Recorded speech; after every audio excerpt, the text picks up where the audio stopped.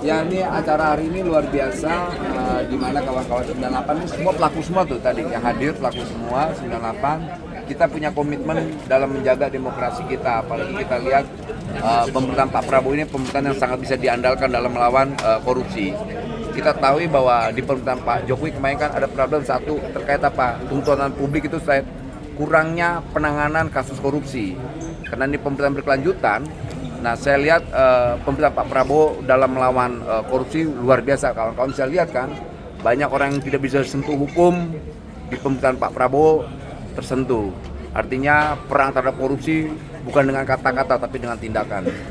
Gitu. Terkait dengan PHK 7 juta rakyat Indonesia ini strategi seperti apa? Bukan PHK kali, angka pengangguran 7,2. Ya memang ini kita melihat angka ini begitu luar biasa ya. Kita harus punya tanggung jawab negara dalam melihat angka-angka yang menurut kami ini memprihatinkan. Tapi memang ini fenomena global yang nggak bisa kita tutup mata terhadap persoalan. Tapi kita juga negara nggak boleh diam dalam hal itu, nggak boleh peka dan nggak boleh juga sibuk hanya persoalan-persoalan yang tidak substansial. Hari ini problem 7,2 juta itu di depan muka kita. Tinggal bagaimana kita mencari solusi yang terbaik buat mengurangi atau setidaknya ada regulasi yang berpihak terhadap mereka. Seperti itu kira-kira. Kalau terkait dengan kasus job fair yang di Bekasi yang membludak itu. Ya, ini juga memprihatinkan kita ya, job fair begitu luar biasanya ekspektasi masyarakat dalam mencari lapangan pekerjaan. Dan itu ya kami turut prihatin ya atas kejadian itu. Dan kita semoga nanti itu kan sebetulnya ada di pemerintahan kota Bekasi ya, mereka harus bertanggung jawab terhadap hal itu. Tapi saya yakin niat pemerintah kota itu kan punya niat baik membuka job fair lapangan pekerjaan di angka kalau nggak salah 2.000 gitu. Ternyata di luar ekspektasi yang datang itu puluhan ribu, 25.000, 10 kali lipat dengan space tempat yang tidak memadai. Kayak begitu, kita tidak bisa saling menyalahkan, tapi ini menjadi koreksi kita sebagai pemerintah.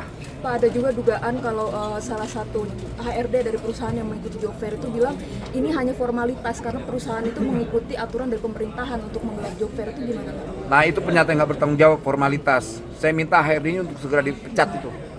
Kok pernyataannya kurang ajar segitu, formalitas. Jangan bikin job fair kalau begitu. Gitu berarti dia ngada-ngada tuh.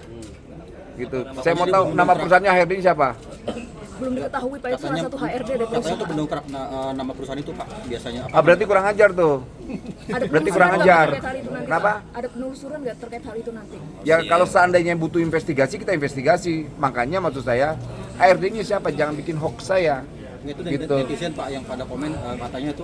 Masa netizen? Saya tanya pertanyaannya, netizennya hadir nggak di situ? Itu dari HRD itu katanya tuh. Kemarin netizen juga bilang Tuhan udah turun ngasih kerjaan, bukan lapangan pekerjaan. Serius nggak bohong? Gimana tuh? Kemarin ada malaikat di Kementerian Tenaga Kerja, malaikat turun memberi tenaga kerja, kata HRD. Masa kamu nurutin dengan kata-kata? Fakta dong bicaranya. Kalau itu benar gimana Pak? Ada penelusuran? Ya wajib dong, nggak boleh. Karena itu kumpulan masyarakat atau rakyat yang ingin mencari kerja. Kemudian berarti ada sebuah kebohongan di situ. Sampai HRD ngomong begitu kan kurang ajar itu. Pak, update soal aturan batas usia pencarian kerja seperti apa? Ya, kemarin kan sudah kita buat SE-nya ya. Tinggal nanti ini para pengusaha minta ketemu lagi ke kita. Karena kita lihat kenapa pentingnya dihapus good looking, umur, lantas belum menikah dan sebagainya.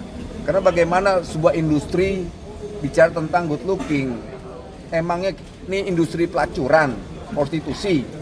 Kecuali industri penerbangan, mungkin masih orang bilang logis karena dibutuhkan namanya good looking dan tinggi badan. Kecuali industri prostitusi ya, catat tuh. Kecuali industri prostitusi yang boleh menggunakan syarat itu, gitu. Kecuali ya, misalnya kayak tadi saya bilang ya, industri kecantikan, penerbangan masih kita maklumin. Tapi kan menteri saya kan ada beberapa syarat yang boleh dilakukan, gitu. Ya terkait misalnya industri penerbangan dan kecantikan. Saya rasa itu ya. Berarti masih akan dilakukan pembahasan Pak? Belum. Masih. Untuk sementara SE ini kan prakondisi untuk membuat produk yang lebih tinggi yaitu peraturan menteri. Ada penolakan nggak sih Pak dari perusahaan? Banyak yang melakukan penolakan. Prinsipnya gini, mereka harus patuh terhadap negara. Ini yang yang membuat regulasi kan negara, bukan LSM atau ormas. Karena mereka kan keluh kesah soal bagaimana ini soal izin-izin sudah kita tindak, dikaji.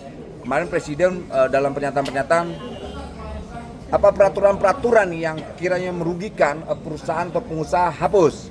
Pertek peraturan-peraturan teknis yang kira merugikan para pengusaha juga hapus. Lantas kemudian ini ada preman-preman yang berwajah, ormas-ormas berwajah preman juga angkapi. Dan kita mau para pengusaha ini berusaha dengan nyaman dan tenang. Makanya kita juga minta ke pengusaha hapus syarat-syarat itu. Lantas selain bayar pajak, hapus syarat-syarat itu. Kan enak kan? Karena kapasitas negara ini bukan membatasi atau merusak bisnis mereka. Kita dalam kapasitas kita dalam mendukung mereka untuk berusaha biar lancar, biar dapat untung juga. Gitu. Biar Republik ini ke depannya lebih baik. Ya, makasih ya. Thank you.